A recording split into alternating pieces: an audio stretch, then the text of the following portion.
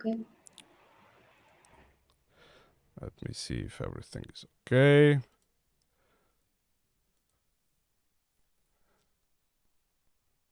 Okay. Okay, we are live. First of all, I want to thank you both, Masha and Izabella, for this invitation. We haven't met each other before. This is a completely like a jump into the unknown experience. But I do trust the conversation will be fruitful and most of all informative in a way that I can show a different perspective to a Western audience from what is current in our mainstream media. So first of all, Izabella, I would like you to introduce yourself and just describe yourself and a little bit to the audience, and so I can then proceed with some of the questions I have for you. Мой путь начался в зону спецоперации как волонтер. Izabella started her way into the area of special military operation as a volunteer. Я приехала в Северодонецк и помогала людям. She went to the town of Severodonetsk, where she helped people. И далее так получилось, что я снимала видео, рассказывала об этих людях, о мирных людях. And she made videos and she told about these peaceful people, the civilians who live there. И меня заметили наши СМИ и предложили поработать совместно. And Russian media noticed her and offered her to work together. Так я с сентября стала работать журналистом, военкором и уже была на всей территории, где проходят спецоперация. This is how Izabella became a journalist and a military correspondent since September last year. And since September last year, she has visited all the territory where the special military operation is being held. My first question is, what motivated you to do this? Well, I mean, you realized something. What was your thought process before you started going to the front lines? I mean, it's a dangerous business after all. Мне никогда не было все равно на жизни людей, которые страдают. She has always cared about the lives of people who are suffering. И моя работа помогать этим людям. And her job is to help these people. Okay, what kind of help do you assist with the civilians in near the front lines? What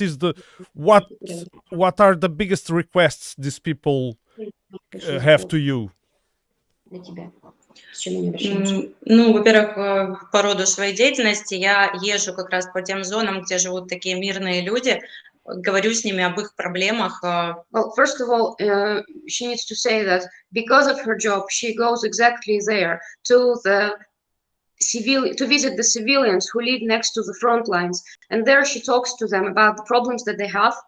Затем я имею базу контактов волонтеров и гуманитарщиков, с которыми связываюсь и которые откликаются на мои просьбы помочь этим людям. And she also has a base of contacts of different humanitarian organizations, different volunteers, to whom she comes with these requests, so that they can help. They can answer to these requests to help these people. Mm-hmm. What are the challenges that one face in reporting from such dangerous zones? Did you have like any previous training, any preparation of how to handle with difficult situations you could find over there?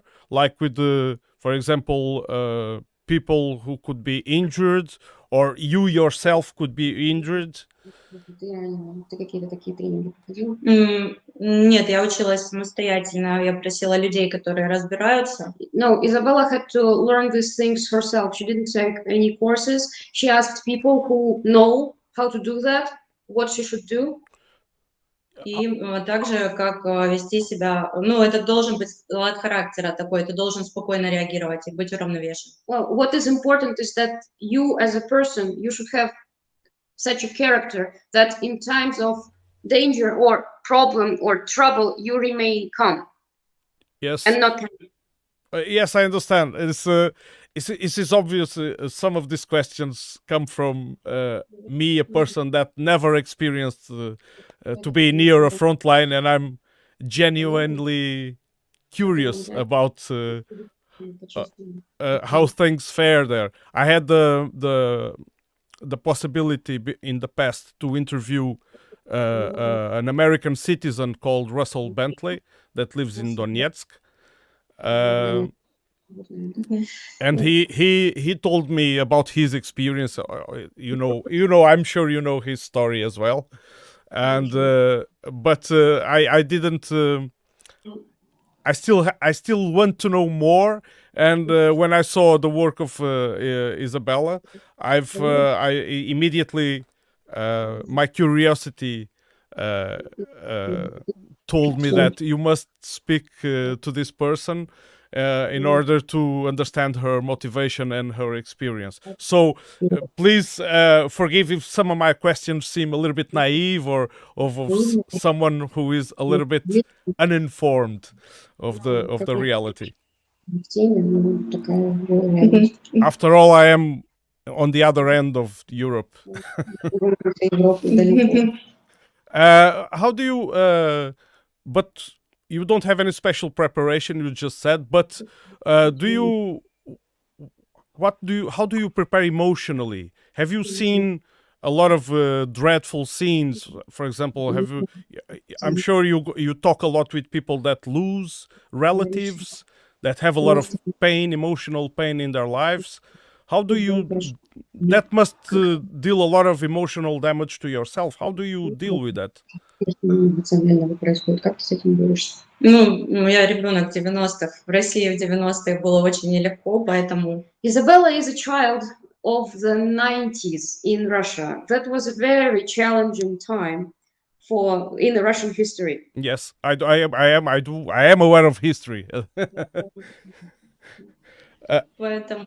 That is why she's actually mentally much stronger than many. Because since her childhood, she's been through, if you can say, preparation to anything. The 90s in Russia were the times when you were as strong as you were. No one could protect you. Yes. So you had to know how to survive in absolutely any situation.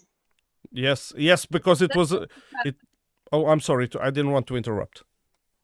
So that was the time when, after the fall of the Soviet Union, and for a period of about 10 years, the Russian society was dived into full chaos. At least that was the perception we had in the West. This is correct perception. Isabella's father was a businessman. He had his own business and he received threats constantly. И все детство я видела, как это происходит, я видела угрозы. So during her whole childhood, Izabella was seeing these threats. Поэтому я на стороне слабых, на тех стороне, кого обижают. And this is exactly why she's always on the side of those who are being harassed. She's on the side of those who are weaker. Okay, yeah, and vulnerable, yes, and I believe those territories in the SMO have a lot of people in those conditions. How do these people see when you talk to them? How do they see? What is their opinion about the current Russian government and the style of governance of the Vladimir Putin, who is so much demonized in the West? Которые так демонизируются на Западе.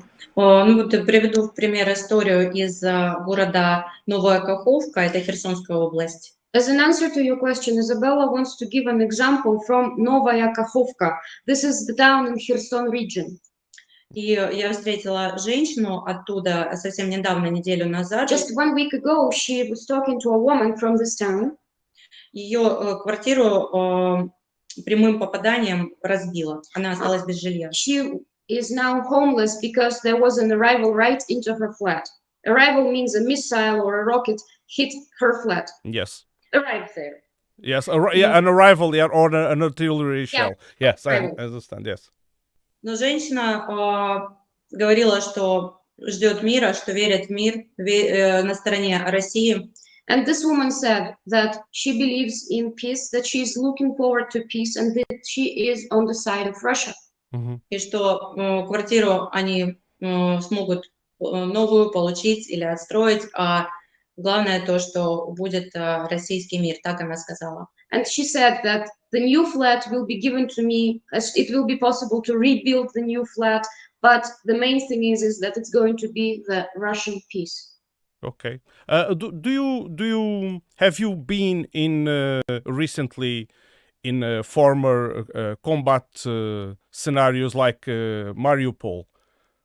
А ты была недавно, может быть, Yes. в таких местах, как Мариуполь, где уже нет боевых действий, но раньше было? Да, конечно. Yes, of course. How is the reality there now that after the fights were over there? Is it being rebuilt? Is it?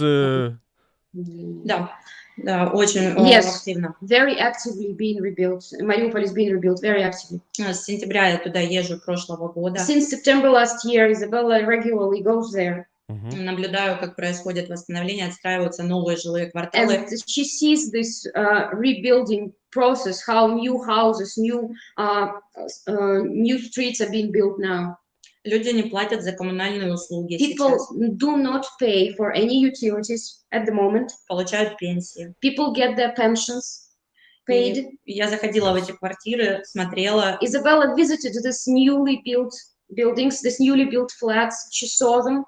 Люди очень довольны, дается еще 100 тысяч на покупку мебели. People are super happy to be getting these flats, and in addition to getting these flats for free, people are also given 100,000 rubles so that they could buy furniture for their flats. Is the feeling of the people that live in this former Ukrainian territories? How is their feeling towards the other side of Ukraine? Is it a hatred feeling? Because we get the impression on Western news that the Ukrainian side hates Russians and hates the presence of Russians in what they consider their territory. And is there a common feeling on the other side? How did that relation evolved? Нет, No. люди, они мирные люди. Им главное, чтобы не стреляли. Peaceful people, peaceful civilians. Main thing for them is that there is no shelling. У многих родственники на стороне Украины. Many of them have relatives on the Ukrainian side. Нет личного, есть политическая ситуация, но люди остаются людьми. It is nothing personal against them. Yes, there is this political situation, but people remain people. Humans remain humans. Yes, they actually more interested in peace above everything else. Чтобы не стреляли. Main thing is there is no shelling, so that they live peacefully. Is there shellings of civilians still going on, for example, in the city of Donetsk? Да. Yes. Каждый день. Every day. Every day. Every day. May I answer this question? Yes, of course. I want to send you a link to a Telegram channel that I really ask you to share. Yes. This is the link of the Telegram channel of something that is called Joint Center for Coordination and Control. It only posts the shelling information. What was shot, what missiles, from where and in which direction. Okay. So like from Marinka into Donetsk, Voroshilovsky region, for example, of Donetsk. Yes. And it says how many rockets and how often. Yes. You'd be surprised. And does it say every hour? Does it say non-stop. Does it say who manufactured the rockets? I already know the answer to this question, but yeah. So I know because I've seen some and reporting. The important detail here is it only registers the shelling into civilians, not military, only civilians. So this is exclusively civilian targets, no military presence around these targets. This is correct. Mhm. Exclusively civilian targets. Okay. And another thing that Ukrainians are doing when they shell Donetsk, for example, or Lugansk, or all these territories, is they do it twice. They shell first, the damage is done, they wait for the emergency services to come there, for the reporters to come there, for maybe people to come there and see what's going on, find out if their relatives could be hurt there, so it gathers crowds, of course. They wait for about an hour and then they shell again. It seems like we're talking about very serious war crimes. Yes, we are. Being done. Yes, we are. Yes. And this is exactly the hatred that you just mentioned of Yes. the Ukrainian side towards the people of Donbass, because they see them as Russians, towards Russians. This Yes. is the practical implementation of this hatred. Yes. How, in your opinion, how did this hatred come about so vigorously, so strongly? Что они так делают, так бомбят, не останавливаются. Я думаю, У тебя это есть ответ? не личностные какие-то мотивы, это программа государственная, скорее всего, какая-то. Izabella thinks it is not even personal motives, it is a state program. Okay. Ну, это война, это... It is war. Okay. Okay. When It's we were intended to there- be this way. So. When we were there in August with John Mark Dugan, the colleague of Mike Jones with whom you had an interview, Yes. we were showing books that were found in a school in Mariupol. The books that are for different ages, starting from the first grade, so from about 6 or 7 years of age, and until the end of school. Textbooks, different, so they're all aimed for different ages, right? Yes. And the ones that are for 6, 7 years old are mostly in pictures, because children think in pictures, really. They don't really read the text much. Yeah. And from this early age, they are indoctrinated into hatred for us, for Russians. So it's actually quite an achievement and quite a fantastic result that not all Ukrainians hate us. And there are so many Ukrainians who actually do not hate us and are silently on the Russian side and silently do not support the regime of this of Ukraine now, but they are silent, because if they say something against it, they risk their lives, literally. So what you see in terms of hatred towards Russia, that it's really shown in the West, is shown simply because it is safe to proclaim this hatred in Ukraine, but it is actually the minority. It's just a very loud minority, while the silent majority remains silent for the fear of their lives and the lives of their families. It's very important to understand. Do you see this as a conflict between Ukraine and Russia, or Russia and the West? Или между Россией и Западом? Ну, я не политолог, я не смогу, к сожалению, ответить. Я больше могу рассказать про то, что происходит с мирным населением. То есть я не имею такого политического подковки. Мне сложно. Izabella says that it's very difficult for her to judge because she's not a politologist. It is not her education. It is not her basis. She can talk about the life of the civilians and how they live, what challenges they have there, but she would rather not comment on geopolitical situation because this is not her specialty. Okay. But what was the general feeling among the population there during this last episode of supposedly military coup? Did people take any precautions? Did society move in any way? Типа наш переворот, как люди ощущали это? Что можно сказать? Люди были на стороне правительства. People in Russia supported the government of Russia, supported the Ministry of Defense, supported the President of Russia. И, конечно, верили. Of course, they believed в решение нашего главнокомандующего. That our chief commander will make the right decision. То есть, как бы напряжение было, There конечно. was, of course, tension. Но, тем не менее, мы чувствовали, что не совершится ужасных вещей. The horrible things will not happen. I'm sure you have had a lot of contact with children in the Donbass. And how do children see this? how does this affect their developing and their growth? Да, дети действительно не по годам. Взрослые, Children in перешедшие, Donbass are very adult. They have lived through so much. они знают, что такое мины, They что know такое what обстрел. mines are. They know what shellings are. Привыкли жить They are used to в таких военных условиях, living in military conditions. но тем не менее But о детях много заботы. nevertheless, they of course receive a lot of care. И государство всячески And помогает the state развитию tries детей. to do everything for their development, tries to help as much as it can. Школы строят, So they build schools, they build different facilities причем очень высокого уровня. of very, very high level. Делали репортажи, They made reports about that. школы, детские учреждения, все So different children's facilities, different schools, стараются не прекращать they работу. try to maintain their work. В Донецке учатся студенты. Students study in Donetsk. Жизнь, она Life продолжается. continues. Life continues. That's it's amazing.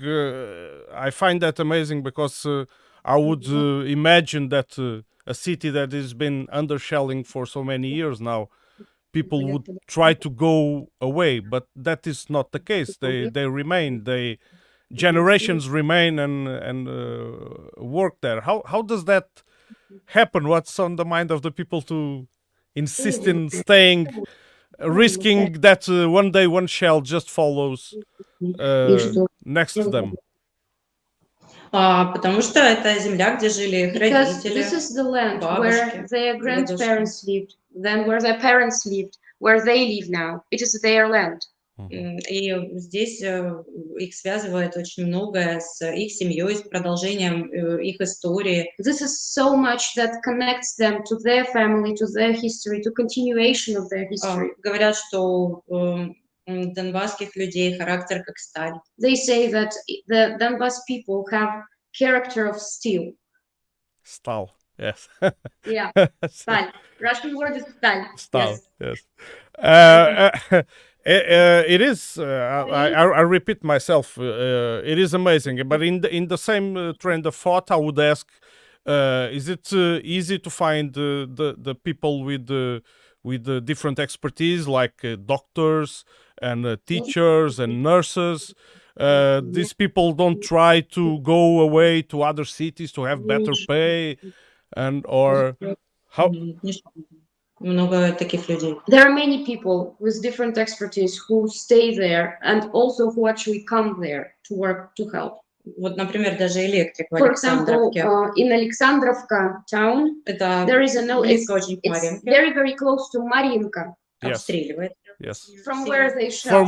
From where the artillery is Yes. placed. Yes. So this place, Alexandrovka, is constantly under shelling as well. Там есть электрик дедушка, And пенсионер.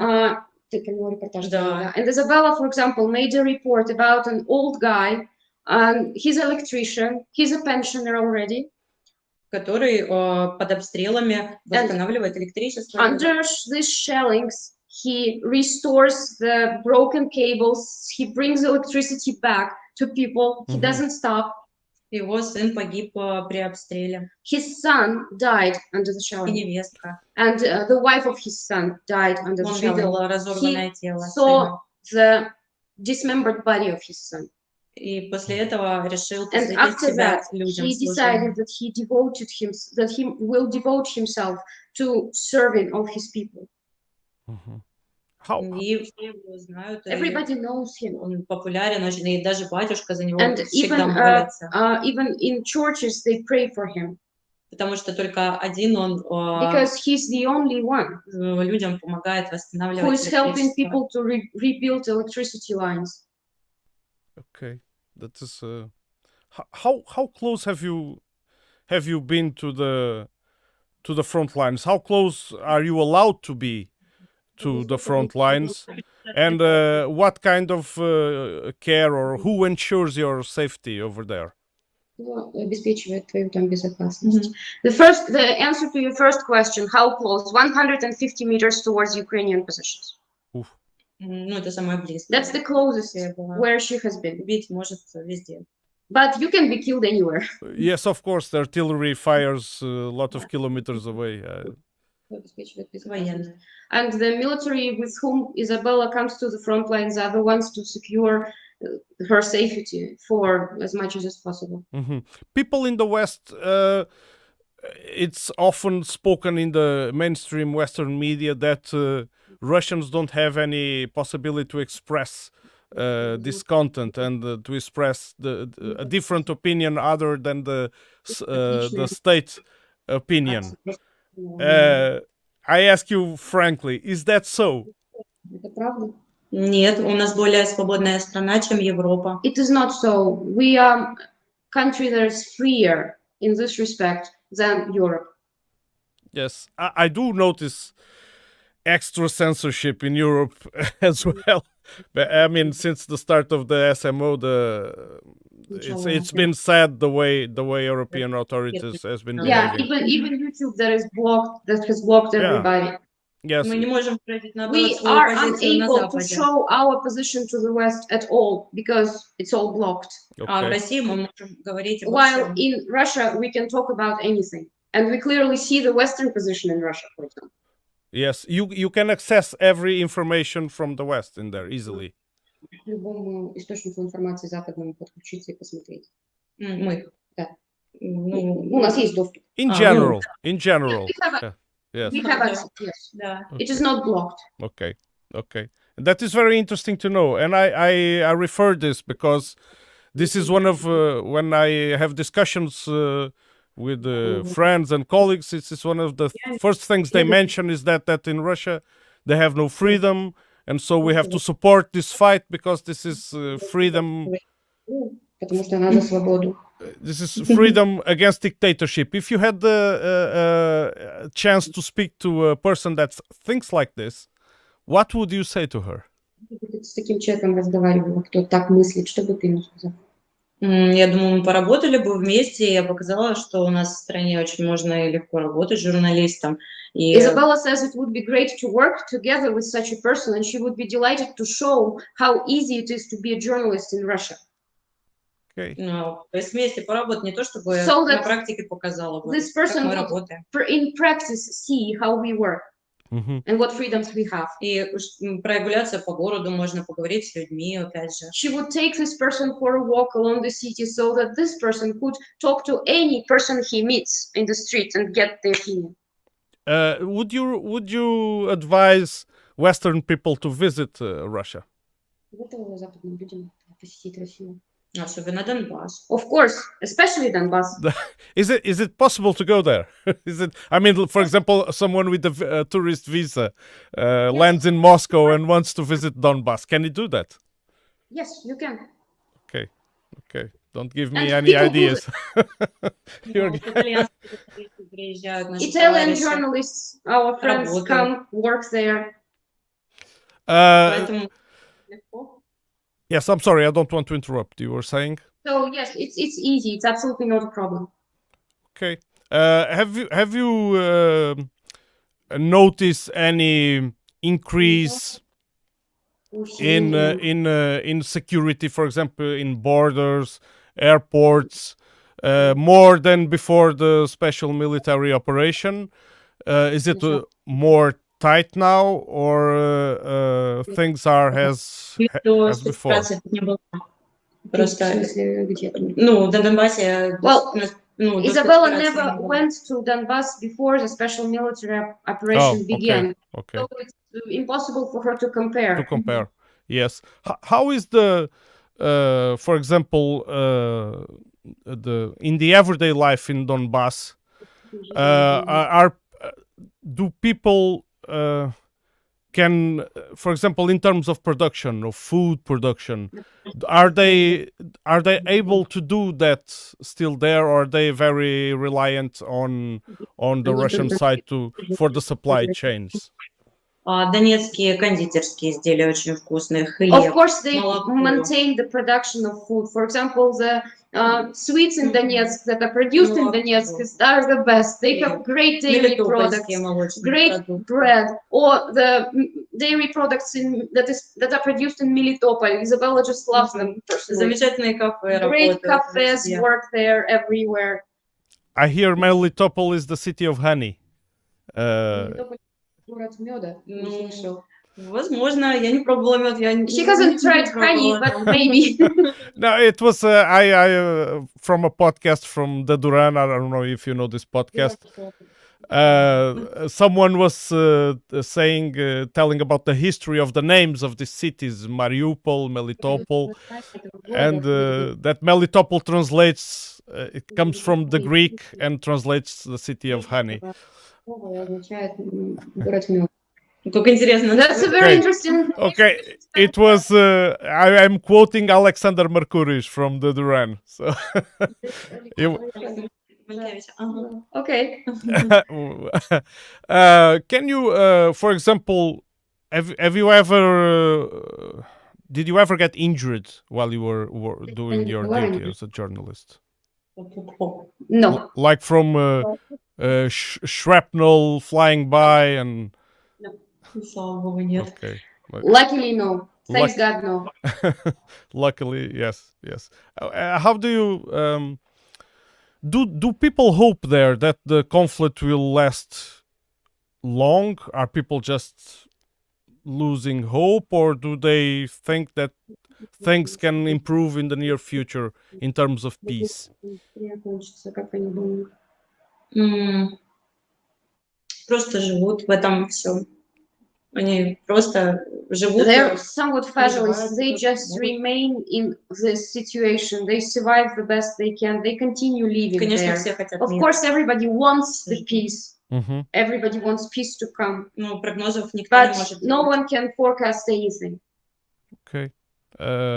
Were you expecting when, because Donetsk has been shelled long before the SMO, and did people expect immediate improvement of the situation after Russia directly got involved in the conflict, or were they disappointed somehow that after 2 years things remain the same?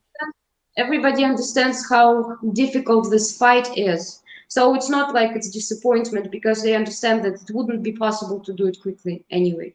Okay. Yes, I mean, a lot of fortifications have been built throughout 8 years, and Да, that защита строили фортификационных Мгм. сооружений. Да, Yes. говорят, что в Марьинке очень серьезные They укрепления. say that in Mariinka, for example, the fortifications are fantastically strong. Yes. okay. Yes, and well, we just have to. I think. Actually, I have to be honest. I lack the words to describe, because I cannot. It's hard to put myself on the skin of the people that live in such environment, especially me living very far away from the front line near the Atlantic Ocean. I do praise Isabella's work.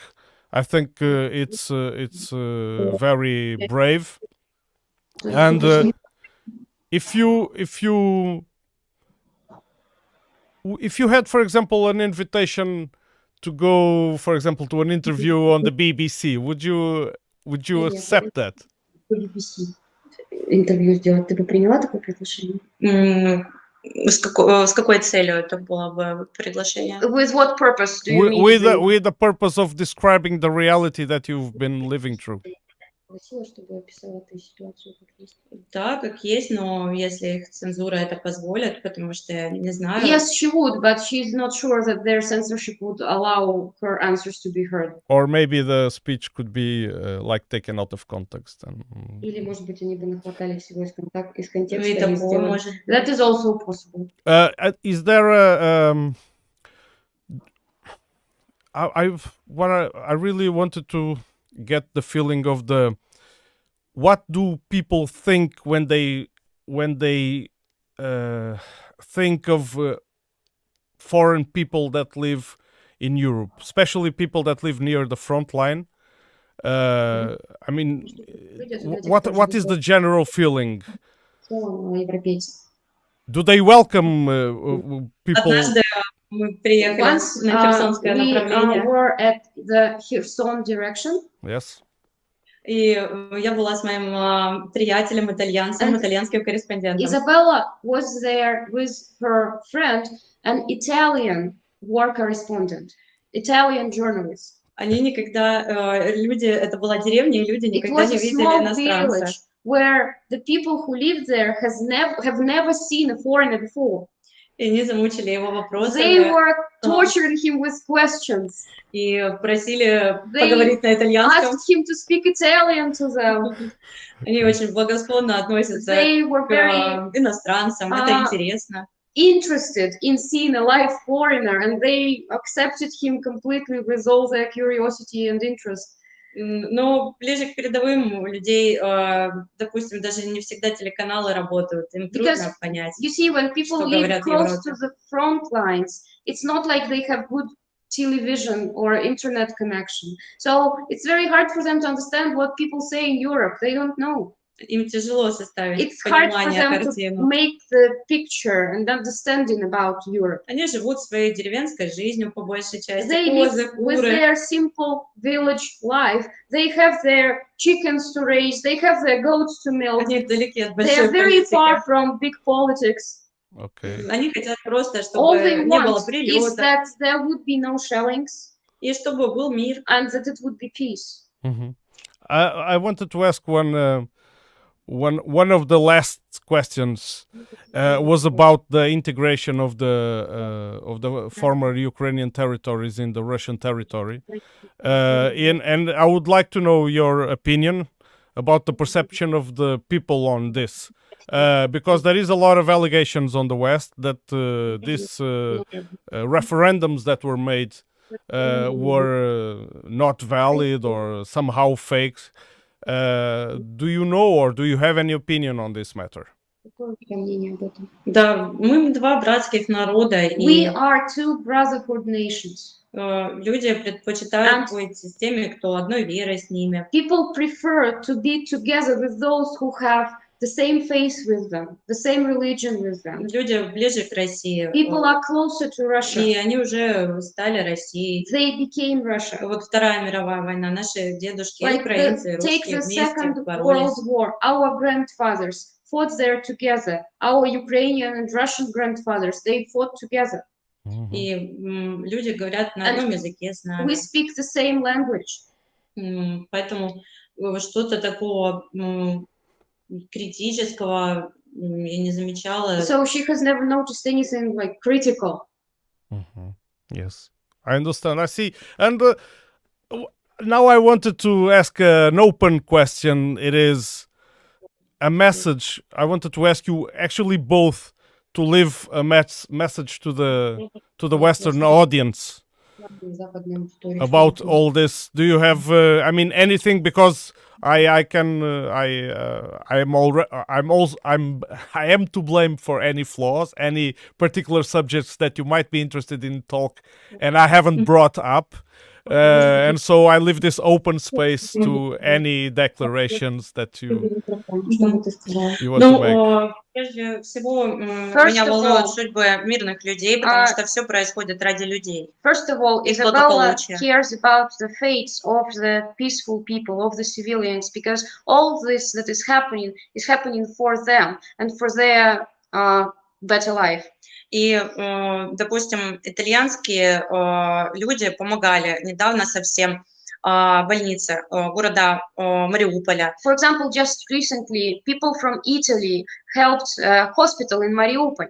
Собирают деньги, итальянцы поддерживают Italians support Donbass a lot. They collect money, they collect funds to help Mariupol, to help Donbass, to help people who were injured, Если есть возможность помочь какими-то деньгами вот, или что-то сделать для людей, if просто there для is a людей, way вне for you, политики, regardless of politics, if there is a way for you to do something for simple то people, можно это maybe help сделать. money or И collect stuff and bring it, whatever, do this. вот Маш, например, да, Маш, ты ж будешь в ближайшее время планируешь, можешь рассказать вот об этом, о своей идее или еще рано? Okay, ну, можно, Да, конечно.